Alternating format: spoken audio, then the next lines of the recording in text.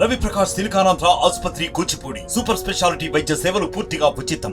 ఈ ఎన్డీఏ ప్రభుత్వం మళ్ళీ అధికారంలోకి వస్తే తప్పకుండా సంక్షేమం అభివృద్ధి రెండు కళ్ళుగా ముందుకు సాగుతుంది.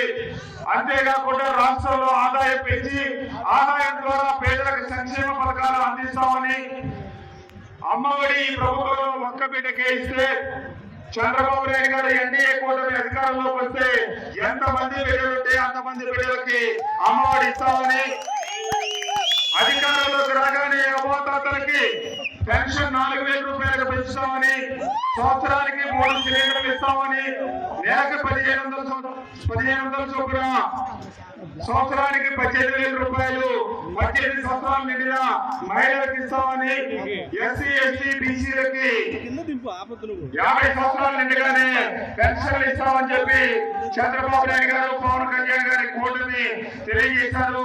తప్పకుండా ఈ రోజున జగన్మోహన్ రెడ్డి గారు ఒక సామాన్యుడి మీద పెత్తందారికి పోటీ జరుగుతుందని చెప్తున్నారు. ఈ రాష్ట్రంలో చదువుకున్న పిల్లల భవిష్యత్తు ఏంటి అని ఆలోచించాలి. సంక్షేమ పథకాలు ఈ ప్రభుత్వం కాదు, గత ప్రభుత్వాలు కూడా చేసినాయి, రాబోయే ప్రభుత్వాలు కూడా చేస్తాయి. కానీ జగన్మోహన్ రెడ్డి గారు అభివృద్ధిని గాలికి వదిలేశారు. 2019 నుంచి 24 దాకా 9 సార్లు విద్యుత్ ఛార్జీలు పెంచి ఈ రాష్ట్రంలో ఉన్న పరిశ్రమలన్నింటినీ చాలగొట్టారు. ఈ పరిశ్రమలు 40-50 సంవత్సరాల నుంచి ఉన్నాయి కూడా ఇక్కడ మనుగడ సాగించే పరిస్థితి లేదు. అంతేకాకుండా కొత్త పరిశ్రమలు వచ్చేసి లేదు. స్థానికేతరులైతే ఇదే జగన్మోహన్ రెడ్డి గారు 2019లో నాతో ఇక్కడ ఎందుకు పోటీ చేయించారు. ఇదే మాట కనుక జగన్మోహన్ రెడ్డి గారు ఇక్కడ చెప్పినట్టుగానే మిగతా చోట్ల చెప్తే కర్నూలులో ఉన్న వాళ్ళ అభ్యర్థిని ఓడించమంటారా, గెలిపించమంటారా? అట్లాగే 4 జిల్లాల దాకా వచ్చి చెవిరెడ్డి భాస్కర్ రెడ్డి గారు ఒంగోలులో పోటీ చేస్తున్నారు. మరి ఆయన ఏం చెప్తారు జగన్మోహన్ రెడ్డి గారు? కాబట్టి ఎక్కడ మాట్లాడరా, ఎక్కడ పరిస్థితులు అక్కడ. నేను 151 మంది ఎమ్మెల్యేల్లో కొంతమందికి టికెట్ ఇవ్వకపోతే ఆయన చుట్టూ తిరిగారు. కానీ పిలిచి నీకు టికెట్ ఇస్తున్నామంటే నేను పోటీ చేయను అని చెప్పి వైఎస్ఆర్ కాంగ్రెస్ పార్టీ దూరం జరిగింది. ఎందుకంటే మన ప్రాంతానికి అన్యాయం జరిగింది, మన బిడ్డలకు అన్యాయం జరిగింది. గ్రామాలకు రావాల్సిన మౌలిక వసతులు రాలేదు, అభివృద్ధికి దూరం పెట్టారు. అందుకోసమే నేను వైఎస్ఆర్ కాంగ్రెస్ పార్టీ దూరం జరిగాను. నేను ఆయన టికెట్ ఇస్తున్నా పోటీ చేయనన్నాను కాబట్టి కక్ష పెట్టుకొని ఇక్కడ సామాన్యుడని పెత్తందారులని మాట్లాడుతూ ఉన్నారు. ఎవరు పెత్తందారులు?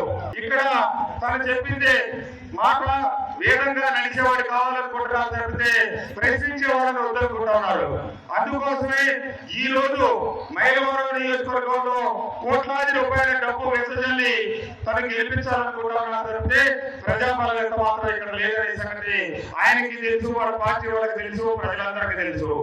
కావాలని ఆలోచనలు సృష్టించి గొడవలు సృష్టించి నన్ను ఏదో ఇబ్బంది పెట్టాలని ప్రయత్నిస్తున్నారు. మీరందరూ గమనించండి, నేను వైఎస్ఆర్ కాంగ్రెస్ పార్టీ నుంచి పోటీ చేయింది ఈ ప్రాంతానికి అన్యాయం జరిగింది. మన చింతలపూడి ఎత్తిపోతల పథకం ఆగిపోయింది, గ్రామాలకు అభివృద్ధి ఆగిపోయింది, మన అమరావతి ఆగిపోయింది. వీటిని ప్రశ్నించాలనే ముఖ్యమంత్రి గారు కక్ష కట్టారు. కాబట్టి మీరందరూ ఆలోచించి ఈ ప్రాంత అభివృద్ధి కొనసాగాలంటే, మన అమరావతి ఉండాలంటే, మన బిడ్డల భవిష్యత్తు బాగుండాలంటే ఎన్డీఏ కూటమికి గెలిపించి పవన్ కళ్యాణ్ గారు, నరేంద్ర మోడీ గారు, చంద్రబాబు నాయుడు గారి నాయకత్వంలో తెలుగుదేశం పార్టీ ఈ రోజు రాష్ట్రంలో అధికారంలోకి రాబోతా ఉంది. మీ అందరూ ఆశీస్సులు అంటారంటే మైలవరంలో కూడా తెలుగుదేశం పార్టీ జెండా ఎగరేసి ఆగిపోయిన అభివృద్ధిని కొనసాగిస్తామని, మన చింతలపూడి ఎత్తిపోతల పథకం 6 మాసాల లోపలే పూర్తి చేసి నీళ్లు తీసుకొని మైలవరంలోకి వస్తానని చెప్పి తెలియజేస్తూ ఈ రోజు ఈ వెట్టిగూడెం కార్యక్రమానికి వచ్చినప్పుడు ఇంత సాదర స్వాగతం మనకి నడిపిస్తా ఉన్నటువంటి తెలుగుదేశం, జనసేన, బీజేపీ సోదరులందరికీ నా హృదయపూర్వక ధన్యవాదాలు, నమస్కారాలు తెలియజేస్తూ సెలవు తీసుకుంటామన్నది. వెట్టిగూడెంలో జరిగినటువంటి రోడ్ షో చూస్తూ ఉంటే మన కృష్ణప్రసాద్ గారు బ్రహ్మాండమైనటువంటి గెలుస్తారనేటువంటి నిర్ధారణ. ఆయన ఒక మంచి వ్యక్తి, మంచి మనిషి, ప్రజలకి సేవ చేసేటువంటి వ్యక్తి, అదేవిధంగా ఈ ప్రాంత అభివృద్ధిని కోరుకున్నటువంటి వ్యక్తి. అందుకనే ఈరోజు మా తెలుగుదేశం పార్టీ అభ్యర్థిగా ఇక్కడ పోటీ చేస్తున్నారు. వారికి జనసేన సపోర్టు, అదేవిధంగా బీజేపీ కూడా సపోర్ట్ చేస్తుంది. అంచేత ఈ రోజున మనం జగన్మోహన్ రెడ్డి ఓడించవలసినటువంటి అవసరం ఉందనేది కూడా మీకు ఈ సందర్భంగా మనం చేస్తున్నాం. ఎందుకు ఓడించాలంటే ఈనాడు ప్రజల యొక్క సౌకర్యాలు కావాలి, అదేవిధంగా పిల్లల యొక్క భవిష్యత్తు కావాలి, ప్రాంతాల యొక్క అభివృద్ధి కావాలి. అంచేత ప్రాంతాల అభివృద్ధి కావాలన్నా, మన భవిష్యత్తు బాగుండాలన్నా, రైతుల భవిష్యత్తు బాగుండాలన్నప్పటికీ కూడా తెలుగుదేశం కూటమిని గెలిపించుకోవాల్సినటువంటి అవసరం ఉంది. అటు ఎంపీ క్యాండిడేట్ చిట్టి గారిని, అదేవిధంగా ఇటు ప్రసాద్ గారిని మంచి మెజార్టీతోటి గెలిపించాలని మీ అందరినీ కూడా కోరుతూ ఉన్నాం. రోజు మనం చూసుకున్నాం, మన బిజినెస్ ఏరియాలో ఉన్నాం, ఈ యొక్క రెడ్డిగూడెం మంచి ఏరియాలో ఉన్నాం. అంటే ఈరోజు బిజినెస్ అన్నీ కూడా పాడైపోయాయి. ఈ రౌడీ రాజు ద్వారా మనం చూస్తే బిజినెస్ పోయి, వ్యవసాయాలు పోయి, అదేవిధంగా కూడా దోపిడీ విధానం తప్ప మరో విధానం ఎక్కడ కూడా మనకి కనపడలేదని కూడా మీకు ఈ సందర్భంగా మనం చేస్తున్నాం. అంతేత దోపిడీ విధానం పోవాలనుకుంటే, ఈ రాష్ట్రానికి పోవాలంటే మనం ప్రసాద్ గారిని ఇక్కడ గెలిపించాలి, అదేవిధంగా ఎంపీ గారిని కూడా గెలిపించాలి. అదేవిధంగా ఈనాడు రాష్ట్రం అంతా తిరుగుతూ ఉన్నాను.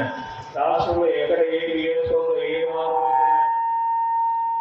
కూడా బ్రహ్మాండమైనటువంటి స్పందన ఉంది. ఎప్పుడు జగన్ అధికారంలో దిగిపోవాలనేటువంటి ఆలోచన సామాన్యుడి దగ్గర నుంచి ధనవంతులు కూడా చేస్తూ ఉన్నాడు. వ్యాపారస్తులు ముఖ్యంగా విద్యుత్ వ్యాపారం ప్రశాంతంగా చేసుకునే వ్యాపారాలు కూడా చుట్టుపడ్డాయి. అంచేత మనం ఆలోచించవలసినటువంటి మన రాష్ట్రాలను బాగు చేసుకోవడానికి ఈ కోట అభ్యర్థులు గెలిపించవలసినటువంటి అవసరం ఉంది. అదేవిధంగా మన జీవితాలు బాగుపడడానికి ఈ కోట అభ్యర్థులు గెలిపించవలసినటువంటి అవసరం ఉంది. మన పిల్లల భవిష్యత్తు ఈనాడు మనం జీవిస్తూ ఉన్నాం, కష్టాల్లో జీవిస్తూ ఉన్నాం. కానీ మన పిల్లలు కూడా మనలాగే కష్టాల్లో జీవించుకోవడం అనేటువంటి చంద్రబాబు నాయుడు గారి విజన్ అనేటువంటి ఈ సందర్భంగా మనం చేస్తూ, అదేవిధంగా ఇరిగేషన్ ప్రాజెక్టు చాలా ప్రాజెక్ట్స్ పెండింగ్ లో పెట్టారు. ఇరిగేషన్ అభివృద్ధి చెందకపోతే రైతాంగం యొక్క ఆర్థిక వ్యవస్థలో అంచేతే చెప్పారు. ఏదైతే చంద్రబాబు లిఫ్ట్ ఇరిగేషన్ ఉందో అది రేపు ప్రభుత్వం రాగానే మొట్టమొదటిగా పూర్తి చేసేటువంటి ప్రాజెక్ట్ చంద్రబాబు ఇరిగేషన్ ప్రాజెక్ట్. అదేవిధంగా మీకు పోలవరం రైతు సేవలో కూడా మీకు లాభం ఉంటుంది. పోలవరం ప్రాజెక్ట్ కూడా 75% మనం పూర్తి చేశాం. మిగతా మన అధికారులు లేకపోవడం మనం పూర్తి చేయలేకపోయినాం. జగన్మోహన్ రెడ్డి దానికి ఒక పైసా కూడా ఖర్చు పెట్టలేదు. రేపు మనకు సపోర్ట్ చేసేటువంటి బీజేపీ ప్రభుత్వం ఉంది. ఇక్కడ పవన్ కళ్యాణ్ గారు ఉన్నారు, అదేవిధంగా చంద్రబాబు నాయుడు గారు ముఖ్యమంత్రి అవ్వడం. నమస్తే అండి. ఇది వ్యాపారం గురించి కాదు, ఓటు గురించి. ఎన్నికల్లో ఓటు వేయడం మన హక్కు మాత్రమే కాదు, కర్తవ్యం. ఎంతో మంది మహా నేతలు శ్రమించి ప్రాణత్యాగం చేసి ఈ అవకాశాన్ని మనకిప్పించారు. అందరూ ఓటు వేద్దాం. ఎందుకంటే ఓటు హక్కు ఊరికే రాదు. నా ఓటు ఎవరికో తెలుసా? అది సీక్రెట్ అండి.